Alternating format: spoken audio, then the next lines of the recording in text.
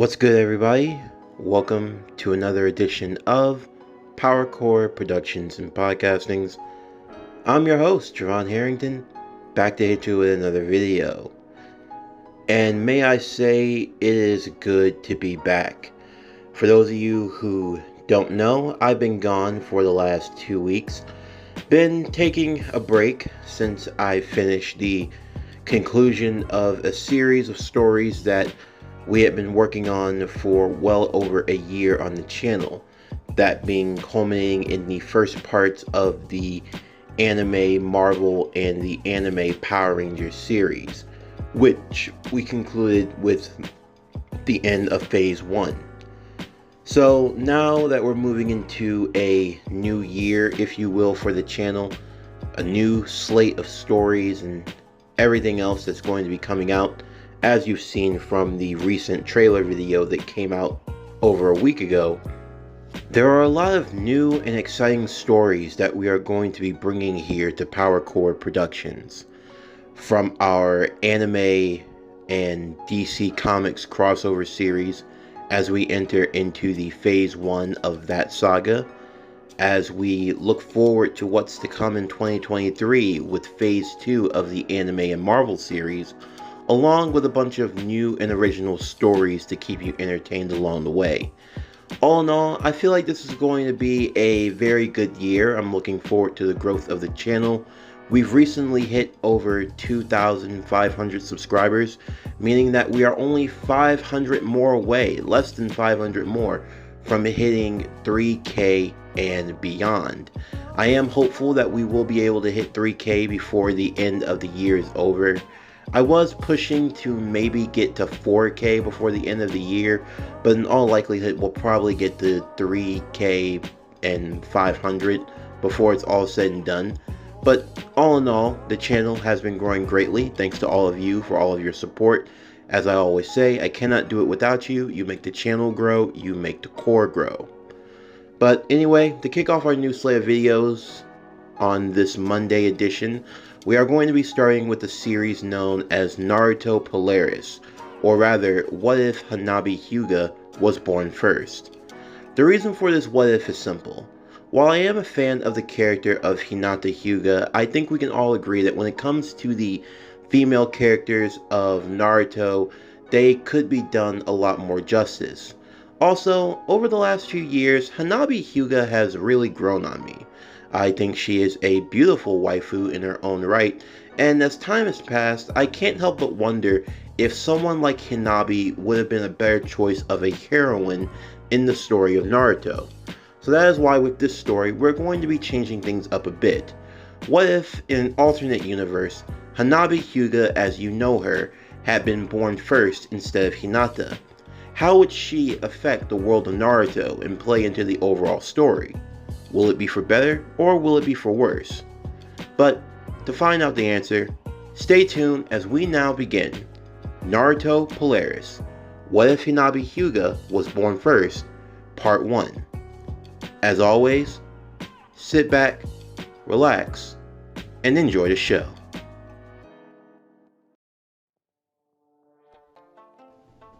The sun, the moon, and the stars between them. 3 parts of the celestial body that we know very well. All play into the integral parts of the universe, and things work in mysterious ways. For everything that you think you know, more often than not, things can often change. Maybe you chose to go left instead of right. Maybe you chose to walk down a different path. But sometimes, it's just the littlest of things that can have the biggest of consequences. Our story begins with Hanabi Hyuga, the leader of the Hyuga clan. The day is March 27th. A day where he and his wife welcome their firstborn into the world, his daughter, Hanabi Hyuga. This is not the universe you are familiar with. In this world, Hanabi Hyuga was born first, instead of Hinata. You can call it a miracle, a freak accident, a chance encounter, but one that will have ramifications that will be felt all throughout the ninja world. From the day of her birth, nothing in the world changed around her to begin with. A few months later, on October 10th, that would be the night that everything in the Hidden Leaf would change. It would find itself under attack by the creature known as the Nine Tails, the most fearsome of all of the tailed beasts. The fourth Hokage, Minato Namikaze, ensuring the safety of his village, made the ultimate sacrifice. Both he and his wife, Kushina Uzumaki, would die in their efforts to seal away the Nine Tails inside of their son, Naruto. From here, the story, it would remain the same. A story that you are all quite familiar with. But it changed with an encounter. It started on a wintry night. Hanabi had been out playing and she was preparing to make her way home when three young boys crossed her path. They were up to no good, to say the least, and seeing a girl with eyes different from theirs, the famed Byakugan of the Hyuga clan, well, they were looking to stir some trouble. Of course, Hanabi didn't care nonetheless. If there was one thing that made Hanabi different from Hinata, it was the fact that Hanabi was someone who could wear her emotions on her sleeve. She was crafty as she was cunning. Off in the distance, Naruto could see the harassment, and not wanting to let it continue on any further, he rushed to Hanabi's defense. Before Hanabi could even say anything, Naruto would tell the three boys off, telling them to leave her alone. Naruto threatened to attack them, putting his hands together attempting to do a clone jutsu. However, this did not go very well at all, as the only thing Naruto made was a mini-clone that couldn't do much of anything. And before he knew it, he found himself being beat up 3-1. However, the beating did not last long because, for the cold air that was around them, there was a distinct shiver that went down the three boys' spines. Before they even had a chance to react, they found themselves falling to the ground, coughing up profusely and spitting, as they found it almost hard to breathe. Hanabi, moving almost in a flash of light, would seemingly take down all of the boys. As they fell away in fear, they looked up to see the icy glare of the Hyuga. Her Byakugan was not even activated, as she merely pointed at them, telling them to leave. The boys would do so, taking their way home. As Naruto slowly stood, his scarf seemingly having been destroyed, Hanabi would help fix it back onto his neck. She smiled and laughed a bit, but for Naruto, he was embarrassed. Here he was trying to be a hero, and look at where it had gotten him. Hanabi, though, she was impressed. She didn't know much about Naruto. Sure, they had just started out in the academy together, and even still, the only thing that Naruto was known for was pulling pranks and getting into trouble. But still, he was always in her vision. He was just an interesting boy, to say the least.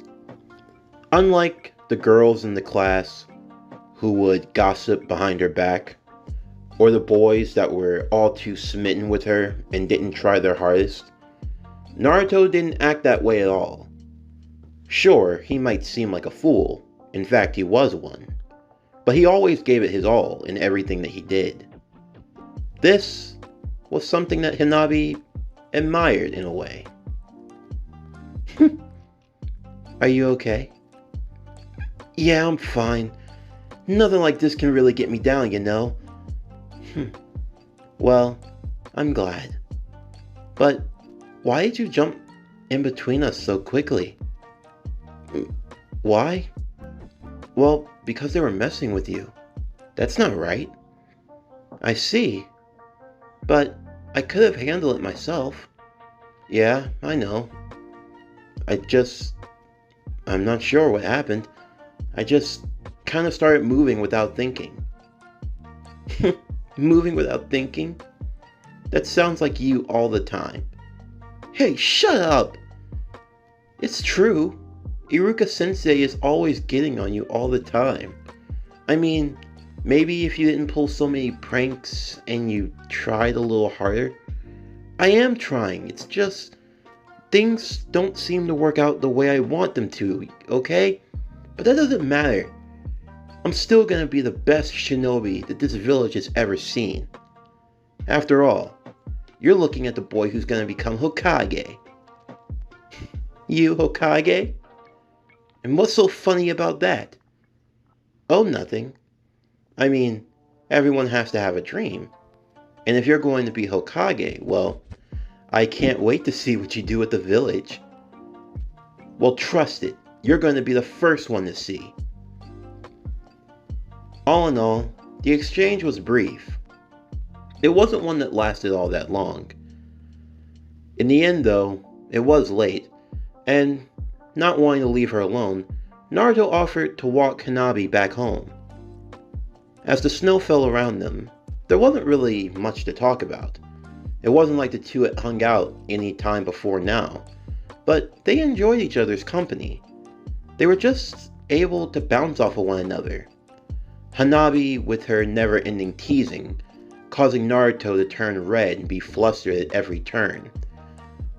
Hanabi couldn't help but feel as though she were watching steam come out of both of his ears. And Naruto, he felt as though she were getting the better of him mentally. All the same, once they had arrived back to the Hyuga compound, Naruto waved goodbye as he made his way home. And for Hanabi, she had enjoyed her time with Naruto. He was different from everyone else. Was it different in a good or a bad way? Well, that was something that only time would tell. From there, mostly everything else in Hanabi and Naruto's life would remain the same, although their relationship changed in a different way. For one, when it came to lunchtime and Naruto was by himself, well, he wasn't. Hanabi decided to join him for lunch. Of course, none of the other children ever did, except maybe Shikamaru or Choji, whenever they had the free time. But still, the other children shunned being around Naruto, for reasons that Hanabi didn't understand. She had even heard from members of her own clan and even her own father to be wary of Naruto. But for Hanabi, she was someone who could judge character. Naruto had done nothing wrong. He had only ever treated her kindly, compared to most other kids, especially one in particular. As both Hanabi and Naruto were sitting down for lunch one day, a shadow loomed over them. It was in the form of a girl named Sakura Haruno. You see, when it came to Sakura, she was prideful in many ways, in her skills and in her abilities. But the one thing she didn't like was losing. And even while they were young, it was easy enough to see the fire that was brewing between two of who would be the top kunoichi in the class. Between Sakura and Hanabi, the girl from a prestigious clan and the girl from a civilian clan. Sakura took every chance that she had to try to bring Hanabi down. After all of the other boys, they were just smitten with Hanabi for whatever reason. Although for Sakura, she didn't see what was so great. Every opportunity, she thought that she could bring Hanabi down to her level. But Hanabi, her tongue was just as quick as her hands. And nothing ticked off Sakura more than an insult about her forehead. Or, to be more accurate, maybe a 5-head. Of course, though, this only made Sakura more and more angered. She still had her eyes for Sasuke, that much hadn't changed, but she viewed Hanabi as competition, even though for Hanabi, she couldn't have cared less. Sure, she knew of Sasuke. Yeah, he was a good-looking boy, but in the end, she didn't really feel anything towards Sasuke in that way. Nothing romantic. And she didn't understand why all the other girls were so mean to her. She didn't want to take their precious Uchiha. She couldn't care less about Sasuke in that form or fashion. But it seemed as though none of the other girls could understand that. And it was as if at every turn they wanted to try to bring Hanabi down. Sakura being the ringleader of them all, and with Ino close behind. But still, Hanabi didn't let it bother her at all.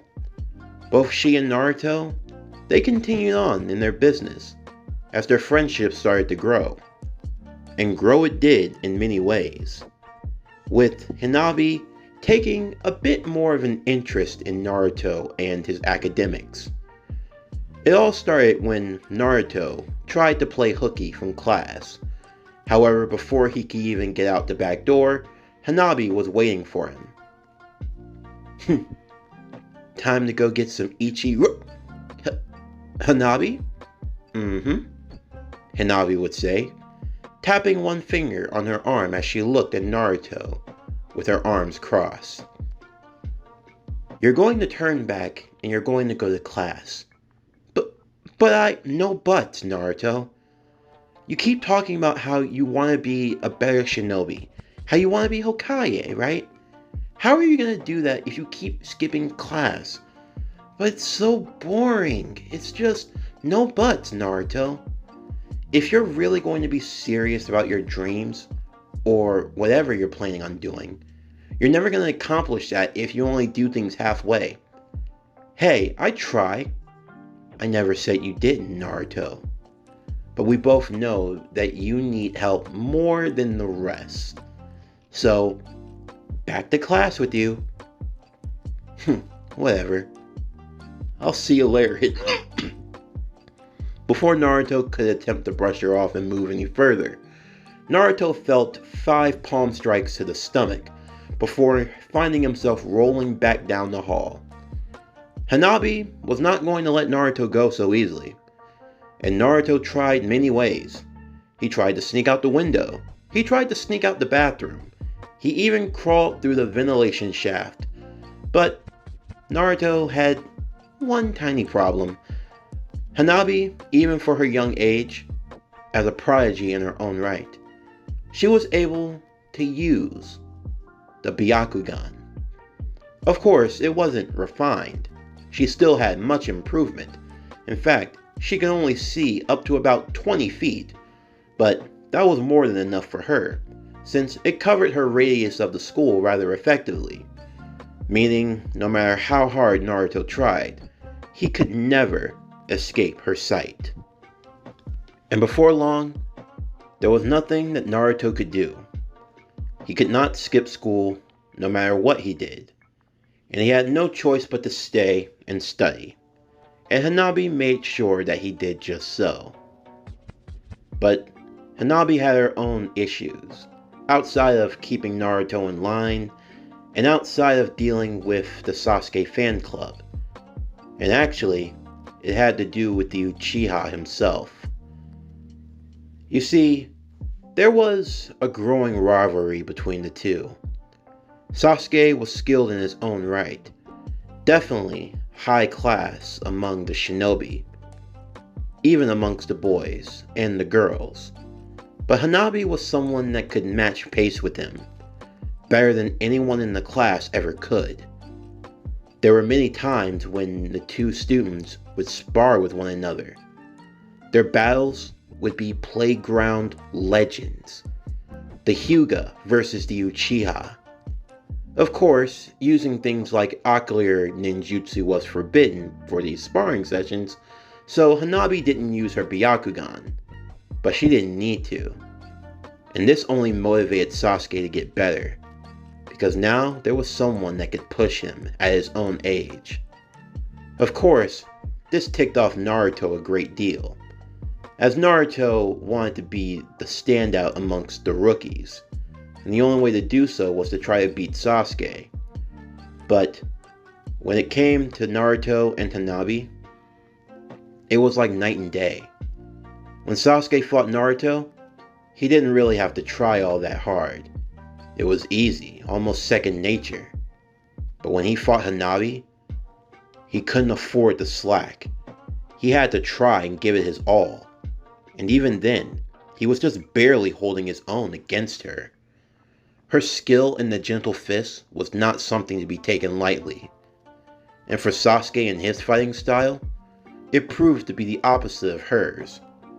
While Hanabi moved with a refined grace, Sasuke, he was more frenetic in a sense, always trying his best to keep her off guard, trying to find the blind spot, but it was as if she had the eyes in the back of her head.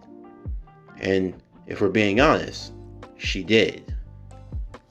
The more the two competed against one another, the more their respect grew, as the faces of their clans, and as being the top of their class. Sasuke even got to the point where he would actually talk with Hanabi and Naruto from time to time. Of course, this was only when he needed someone to spar against. Naruto would always challenge him first, and that didn't last too long. But even Naruto was starting to make some growth. He was a lot different than he used to be. It wasn't something that you would see on the surface, no. Naruto's growth was small. It was inch by inch, but still, he was improving. A lot more than he would have if he had no one. And even if he couldn't admit it, getting beaten and thrashed around by Hanabi and Sasuke, it had its benefits. He was able to recover surprisingly quick. The boy was a ball of stamina. He could just go 100 miles an hour without any stop, even if he was just flailing and throwing himself around. For Naruto, he had a lot better refinement, mainly in his taijutsu. Of course, when it came to his academics, he was getting to a point where he was decent. He wasn't going to be a genius or anything like that, but at the very least, he was passable. Among his ninjutsu, genjutsu, and taijutsu, his taijutsu saw the highest of growth. Between fighting against someone with a gentle fist style, and then battling against a prodigy Uchiha, as well as a prodigy Hyuga, well, that only added to Naruto's repertoire, at least in the sense of being a good counter. His skills in taijutsu increased greatly, and he was able to adopt a hybrid style of his own. A style where he could fight well enough against either one if it came down to it. Of course, as one could say that these were good times. These were good times that would not last for long. Sasuke would still face a great tragedy. The tragedy known as the Uchiha Massacre. A night that would live on in infamy in the Naruto world. As word spread about the heinous actions of Itachi Uchiha, word had gotten out, even to the Hyuga clan. Of course, Hanabi had been eavesdropping when she heard the news, her father speaking to the other members of the council about what had happened. While the Hyuga and the Uchiha may not have seen eye to eye on everything, they were both still clans of Konoha, and this was not something that they would wish upon anyone. They even had sympathy for the young boy, Sasuke, knowing now the troubles that awaited him. Of course, Hanabi also heard talkings about herself. They were admiring her growth and inner skills. They were able to see that between her and her young sister, Hanabi was definitely going to be more than capable of leading the clan. But there was one issue. The issue of a rumor going around. A rumor that Hanabi had been spending time with the Nine-Tails kid. Of course, Hiyashi had made it very clear that they weren't to be getting involved with the Nine-Tails. Not that the Hyuga had anything against them, but at the same time, for the sake of their clan's image, it would be wise to make sure that Hanabi didn't do anything that could besmirch their good name. Of course, hearing this, it only drove Hanabi even more crazed. Why was her clan like this? The way they acted so superior over others. Just because they had the Byakugan, it didn't mean anything. But of course, for Hanabi, that was easier said than done. Hanabi wasn't boastful, but she was proud of herself. And whether she knew it or not, her outgoing attitude, it rubbed some people the wrong way. Especially someone who was very close to the clan. A boy named Hanabi Hyuga. For the time that the two of them had sparred against one another, it was as plain as day. If they were ever going to see the best of the Hyuga, it would be between these two. The best of the main branch in Hanabi, and the best of the side branch in Neji. It infuriated him to no end. First, the death of his father, and his clan's refusal to take responsibility for his death. A death that only came because he was a part of the side branch. And now even more so, the threat of being in subservience to another one. For Neji, whenever he raised his hand against Hanabi, whenever they sparred with one another, he could feel it. A weight that just wouldn't be removed. Whether it was the weight of the curse mark upon him, or his own anxiety. Neji's loathing for the main branch was even higher. If he was ever going to make an impact, then he knew he had to crush the main branch. And the only way to do so was to beat Hanabi. In the meantime, Sasuke, he had changed since the massacre. Of course, Hanabi filled in Naruto on what had happened, and the both of them, they felt bad. Of course, Sasuke might not have thought of them as friends, but the three of them hung out with each other well enough. And that was why, one day after school, as Sasuke was preparing to walk home, both Hanabi and Naruto would stop him. Of course, Sasuke, he just wanted to be alone right now. He didn't really want to be around anyone, but begrudgingly, they convinced him to follow them. The three would make their way through Konoha before arriving at Ichiraku Ramen. This was Naruto's favorite restaurant, the only one that would allow Naruto a place to eat, but he loved it well enough. And Hanabi, she didn't mind ramen, although she was never going to eat it as much as Naruto. Sasuke really didn't feel like ramen, but he had already come all this way and he didn't feel like cooking, so why not? The three sat together at the stand and ordered their bowls as they sat together. Storm clouds began to roll over the village as a light rain began to fall that slowly became heavier. As the three ate in silence, both Naruto and Hanabi would steal glances at Sasuke at the end of the table. He was eating well enough, but they could see that his mind was lost in thought. Sasuke, Hanabi would say. Yeah? I'm sorry for what happened to your... It's fine. How do you know about it? I heard my father talking and... I see. I thank you for your concern, the both of you. Yeah, I wouldn't... I mean... I think maybe I should go. Wait, Sasuke! Sasuke turned as he looked towards Naruto. I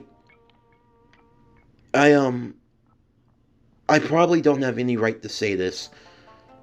I was an orphan, so I don't know what it's like to have a family.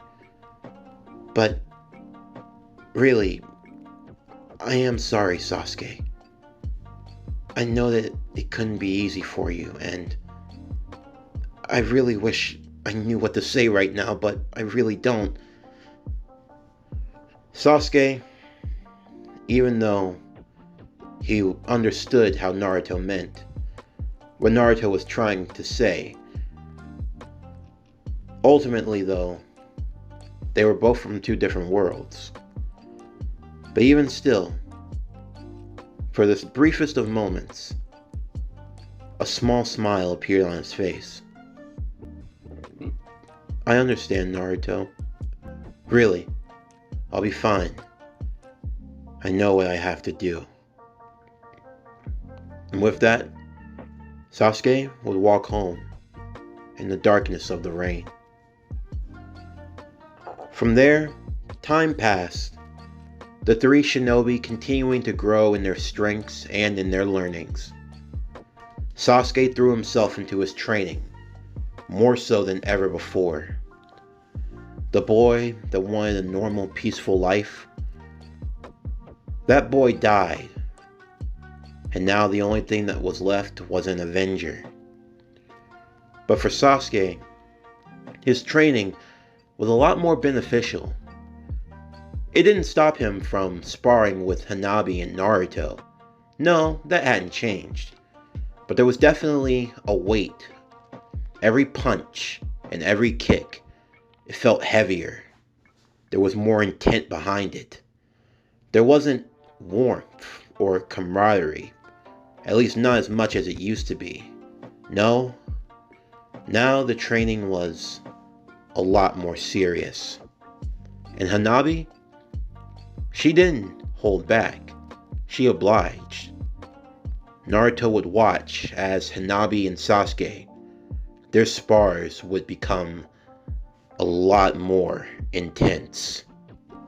And when the eyes changed, that was when things got serious. The Sharingan versus the Byakugan. Sasuke's intense training with Hanabi had gotten to the point where rather than losing the one Tomoe Sharingan, he had actually gained it back.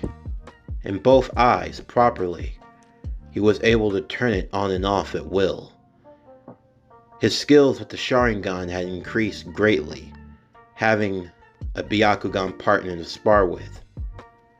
But their training took even more of a turn on Hanabi's end. Because of the clan and their expectations of her, they wanted the Hyuga to be the superior. As such, her father's training became even more ruthless. Of course, Hanabi felt as though she could handle anything, because in the end, she remembered what she did it for. She remembered when her mother died, and the promise she made to protect her sister no matter what. Whenever she felt as though she wanted to give up, like she couldn't go any further, she would remember Hinata. She would remember how Hinata would rush towards her and try to help her back on her feet. You see, Hinata, she was timid and shy in every way. But she had a role model, her big sister. Someone she wanted to look up to, and someone she wanted to be like. Hanabi knew this, and because of this, she knew even more so that she couldn't let her sister down. So Hanabi trained. She trained no matter how tired she was, no matter how many spars she had had that day. She didn't give up. It became her drive, her motivation, her will to continue to grow. Before long, the time of the Genin graduation exam would take place. Everyone had grown greatly in their skills in their time in the academy. Hanabi, Naruto, and Sasuke, they had made massive improvements. For the final test of the Genin exam, it would be done in terms of 3 tests. The students had to get 3 out of 3 in order to get their headband. First, they had to perform 3 successful transformations. Next was the shuriken throwing test. They would have a target. They would have to hold 10 shuriken, 5 in each hand. They had to throw all 10 shuriken at once at their target. They had to get at least 5 hits or more. Anything below was failing. And then finally, they had to perform the clone jutsu. The students would all go on in each stage of the test. Surprisingly enough was Naruto. Of course, Naruto had been thinking about pulling a prank, but when the midterms came around and he tried it last time, he remembered the consequences. You see, Naruto thought it would be a good idea to perform the sexy jutsu as his transformation. It caught Iruka off guard, but Hanabi was not too thrilled, and Naruto experienced that pain firsthand on the way home as he had a lot of his chakra points turned off. But no, Naruto successfully transformed all 3 times. First, into Iruka. Second, the 3rd Hokage. And for his final transformation, he turned into Hanabi, as he turned around and gave her a foxy grin.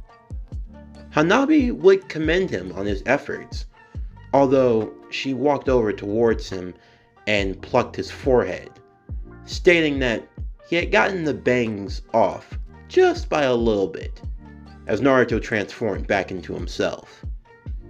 Next came the shuriken throwing. Hanabi and Sasuke, they both got a 10 out of 10, as if they weren't even trying. And as for Naruto, he improved greatly and got 7 out of 10. Many of the instructors were surprised, since not too long ago, Naruto could barely get the 4 out of 10, and before that, he could only hit 1 out of 10. To say that he had improved a lot would be an understatement. But then finally, their final test, the clone jutsu. Of course, this was the one jutsu that Naruto struggled with, and that didn't change here, as Naruto, despite his best efforts, just couldn't muster up a proper clone. He was able to make more, although they were 3 absolute duds. Hanabi could see the disappointment on Naruto's face. Even Sasuke felt a bit down. He knew that Naruto had been training. He wasn't slacking in any way. He was paying attention in class and doing what he was supposed to. But this was just something that Naruto couldn't get a hold of. Of course, one of the proctors said that Naruto should at least be given a chance. After all, he was able to make 3 clones, even if they were pathetic. But Iruka had to follow the rules. Naruto, he wasn't getting his headband. In anger, Naruto just stormed out of the room. Hanabi wanted to chase after him, but she had to take her test next. But she understood why he felt the way he did. Despite all of his hard work, despite everything he had done, and yet he had still failed. Naruto was stewing in his anger and in his own doubt. That was until Mizuki sensei would approach him, offering him another chance to pass. As evening would fall, Hanabi would go searching for Naruto. She was eventually able to find him, although it looked like he was in a rush. He was far off, and she wanted to see what he was up to. Sasuke, just by chance, had seen Hanabi dashing off into the distance, and wondered what she could be up to. Out of curiosity, he followed along, because wherever she was going, it wasn't anywhere that Genin normally went. As Hanabi had finally arrived, she saw Naruto sitting in the clearing of a forest. He had a large scroll out, and he looked a little dinged and dirty, like he had been training. As Naruto was giddying with excitement, almost being unable to contain his own laughter, he heard a familiar voice. Naruto? Hi, Hanabi. Lovely weather we're having. It's fair. So, what are you doing out here? And what's with the scroll? Oh, this? It's part of my training. It's a way to help me become Genin. Where did you get it? A hiding place. What kind of hiding place, Naruto?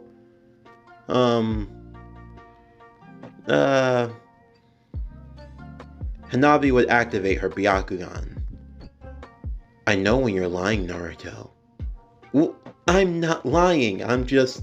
Then where did you get the scroll, Naruto? I'm not allowed to say. Naruto, I, got it from a secure place. How secure? Very secure. Naruto, you didn't.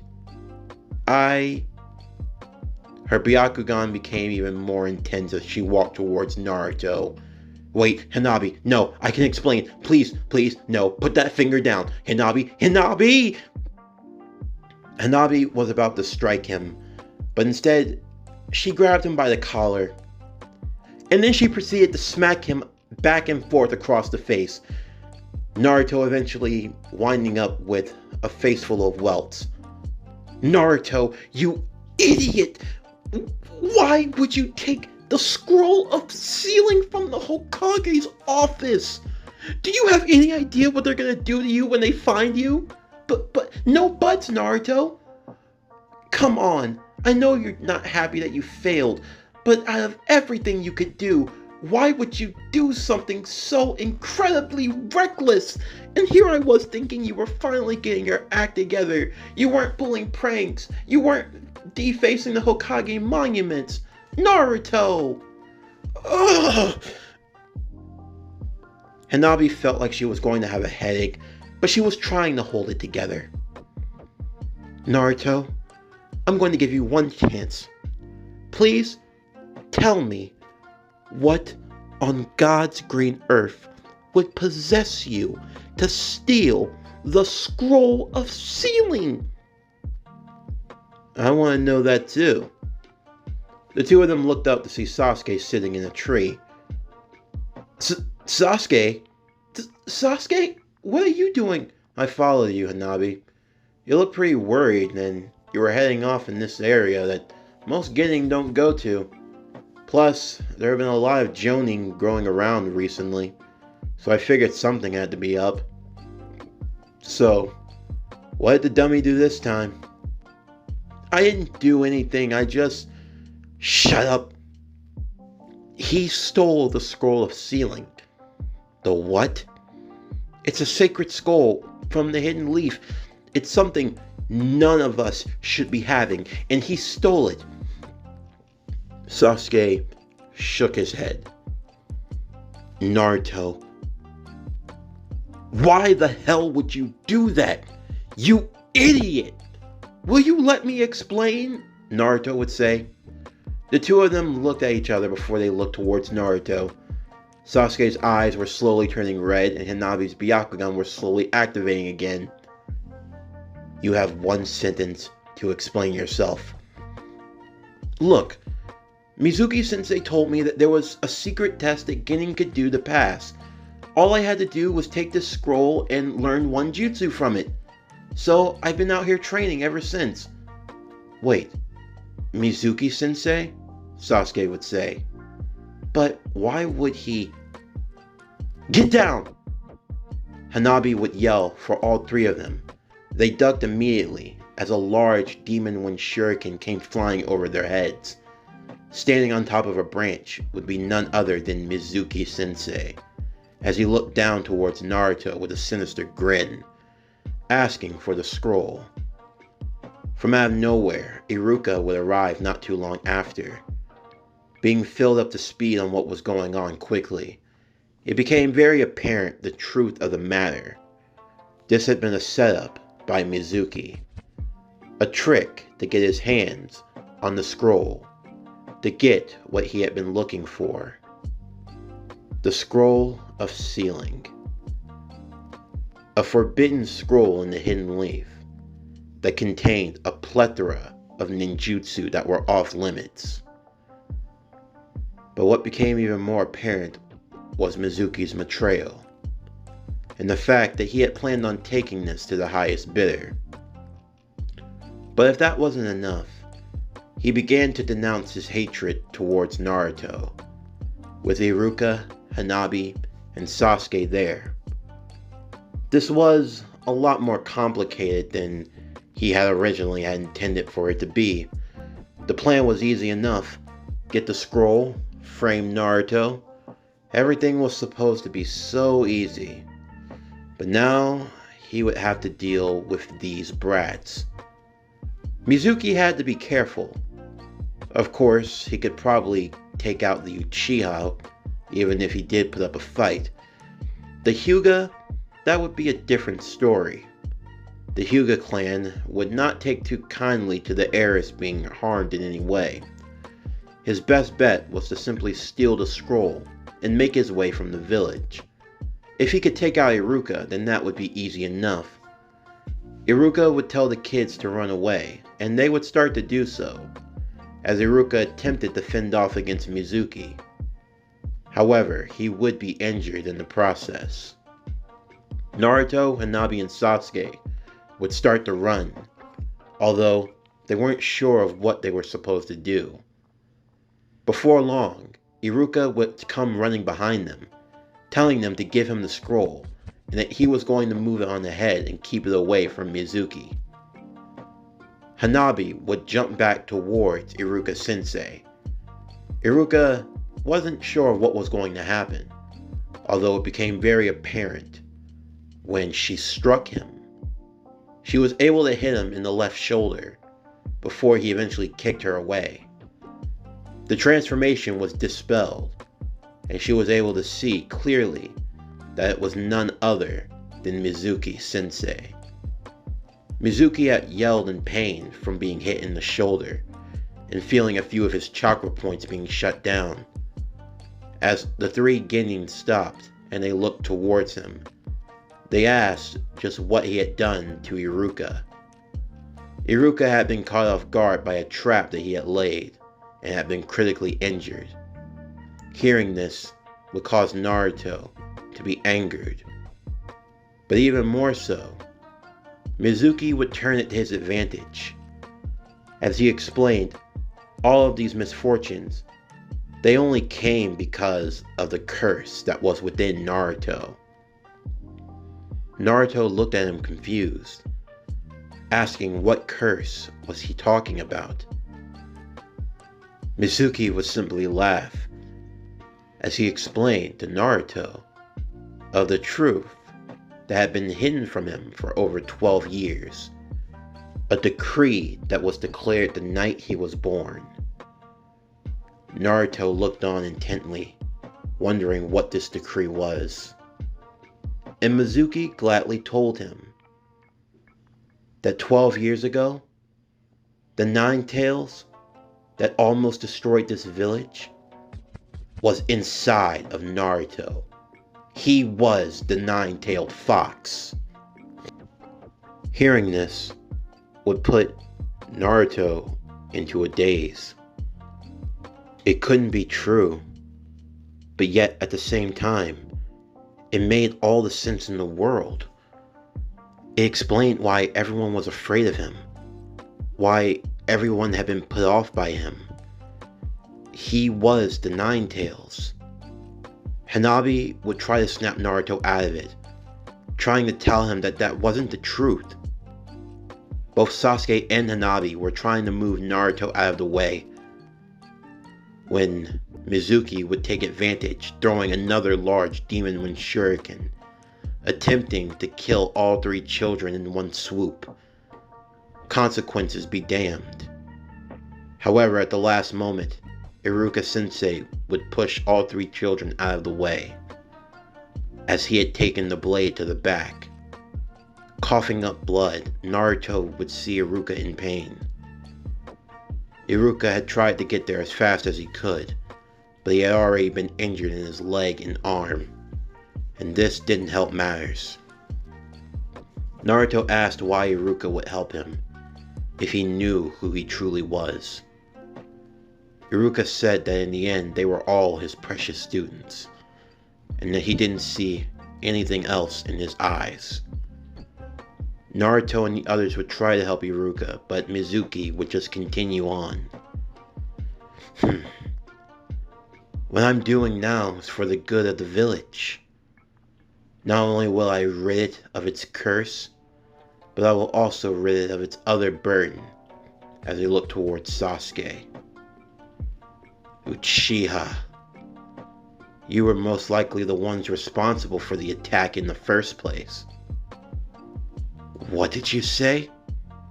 Oh, don't think I'm the only one that thinks it, kid. Your clan, you've always been a curse to this village. If anything, the only mistake is that you didn't go down with the other trash. Hearing this, and Naruto in the state that he was in, Hanabi could sense a great aura from the two. Sasuke looking towards Mizuki with his Sharingan blazing, and Naruto, his eyes a bright crimson red with the slits of the fox. I don't think I heard you right. You want to run that by me again? The little light show doesn't scare me, pups. You heard what I said. Your clan is nothing but... Before he could finish his sentence, Naruto and Sasuke had already managed to blitz him. The two of them connecting with fists to his gut, knocking him to the ground.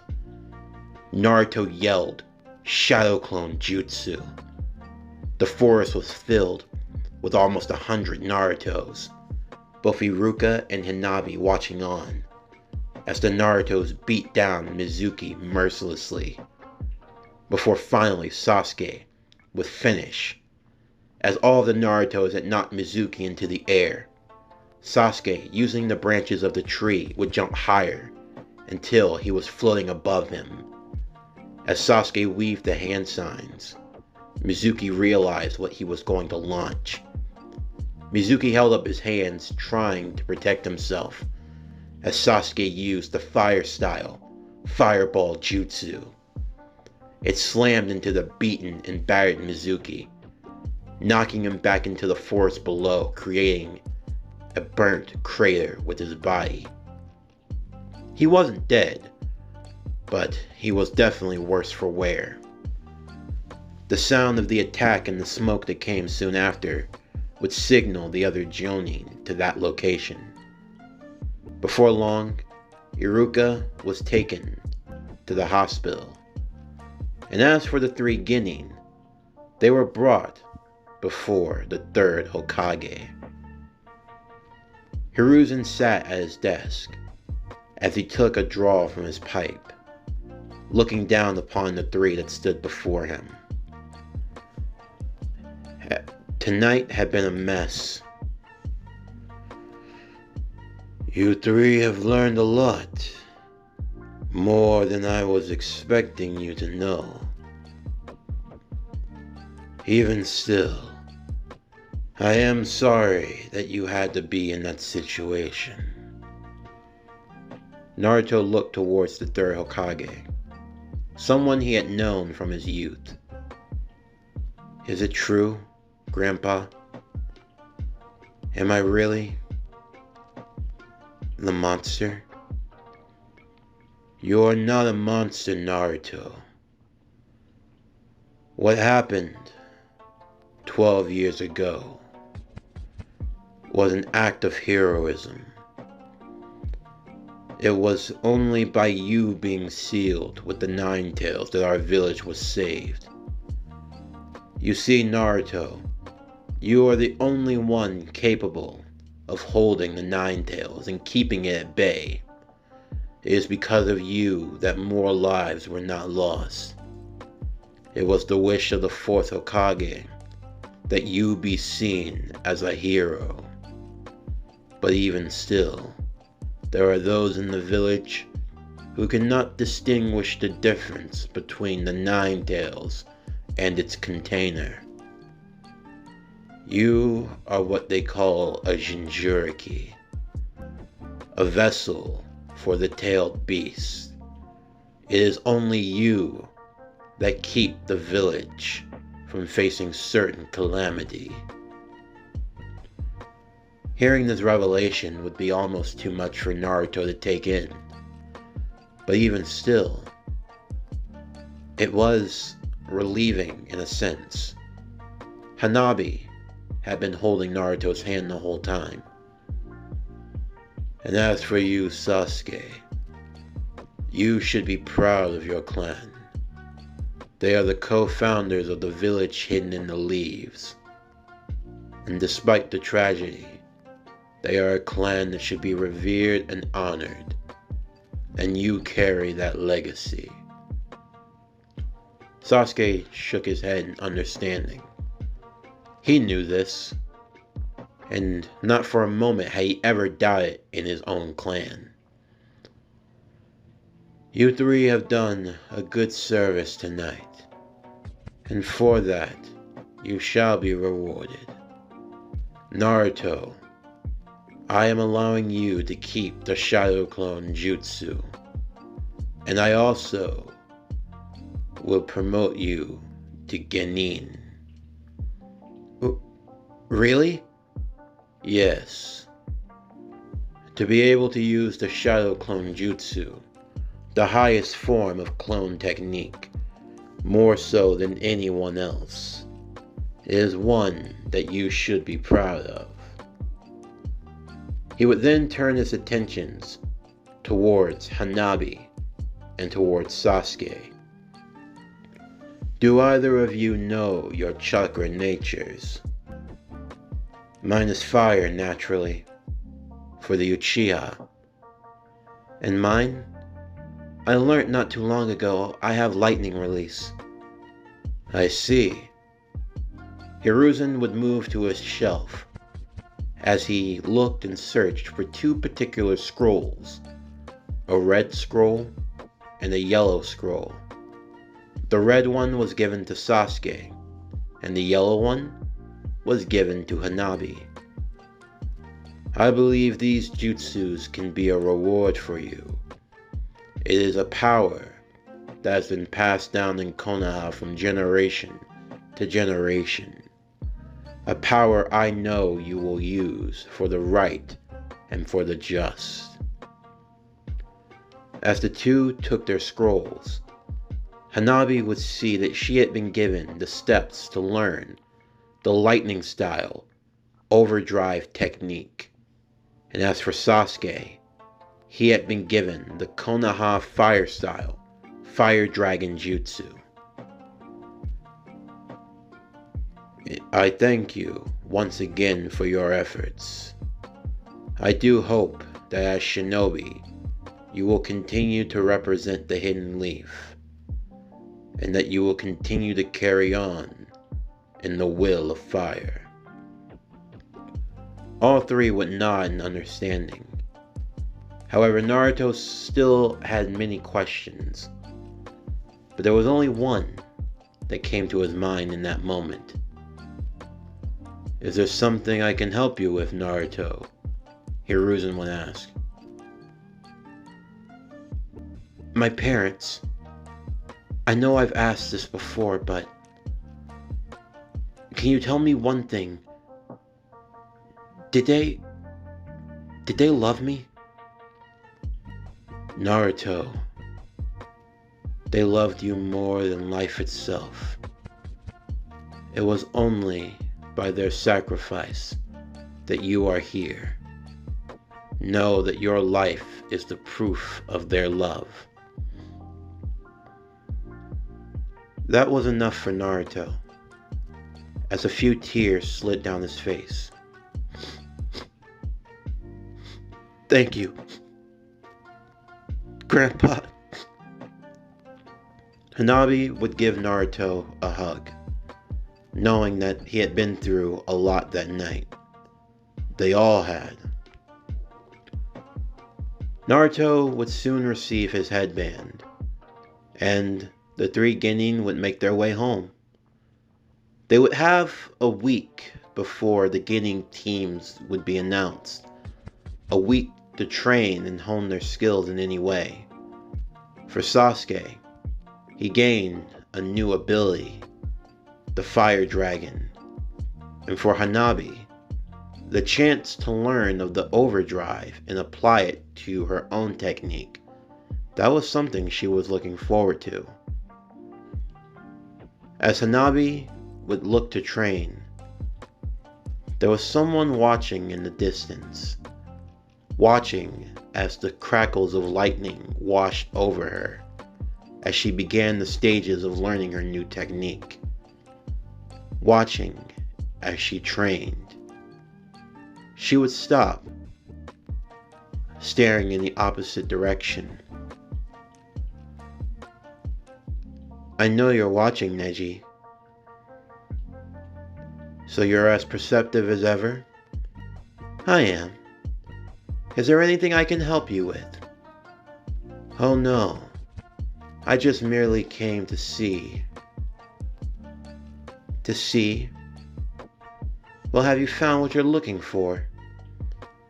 "I believe I have well enough." "If you're looking for a challenge, my dear cousin, I'm always ready." "I bet you are. But I won't be facing you here. But we will meet soon enough." "Indeed. It is fate that you will fall to me." "I fall to no one, Neji.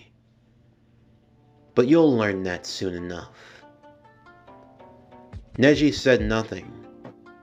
He merely walked away from his position, now looking and ready to entrain more intently than ever before. Seeing what she was able to do, it actually inspired him. As much as he hated to admit it, there were still ways that he could improve. But all he had to do was bide his time. Soon enough, they would get their day. As Hanabi continued to train and practice, as well as Sasuke, and even Naruto gaining a hold of his new abilities, the three shinobi were preparing. There was a larger world out there, one that awaited them. A world that was dark, cruel. One that, if they were not careful, it would chew them up and spit them out. But even still, our three young heroes stand determined. The sun, the moon, and the star This is their story. The story of the three legends whose names will one day go down in history.